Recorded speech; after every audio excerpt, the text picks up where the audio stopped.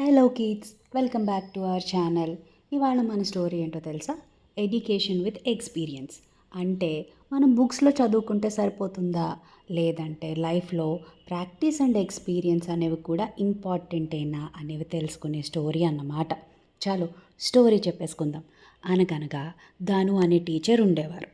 ఆ టీచర్ దగ్గర రాము అనే స్టూడెంట్కి ఒక డౌట్ వచ్చింది. వాళ్ళ టీచర్ని వెళ్ళి అడిగాడు.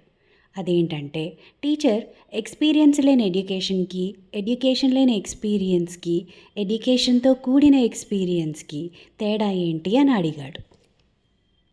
అప్పుడు ఆ టీచర్ ఒక స్టోరీ చెప్పారు స్టూడెంట్కి.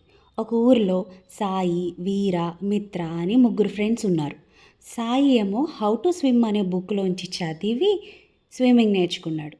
వీర ఏమో తన ఫ్రెండ్స్ దగ్గర స్విమ్మింగ్ నేర్చుకున్నాడు. మిత్ర ఒక కోచ్ దగ్గర జాయిన్ అయ్యి స్విమ్మింగ్ నేర్చుకున్నాడు. ఒకరోజు వీళ్ళందరూ బోట్లో వెళ్తుంటే బోట్కి చిల్లు పడి వెంటనే అది మునిగిపోయింది. సో ఆ ముగ్గురు ఫ్రెండ్స్ కూడా రివర్లో దూకేశారు. మరి నెక్స్ట్ ఏం జరుగుతుంది? ఇంకేంటి, మరి స్విమ్మింగ్ నేర్చుకున్నారు కదా, సో ఒక్కొక్కళ్ళు స్విమ్మింగ్ మొదలెట్టారు. కాకపోతే సాయి ఏమో బుక్లో చూసి నేర్చుకున్నాడు కదా, సో ఏమీ రాదు సరిగా, రివర్లో మునిగిపోయాడు. వెంటనే పక్కనే ఉన్న ఫిషర్ మ్యాన్ వచ్చి సేవ్ చేసేశారు.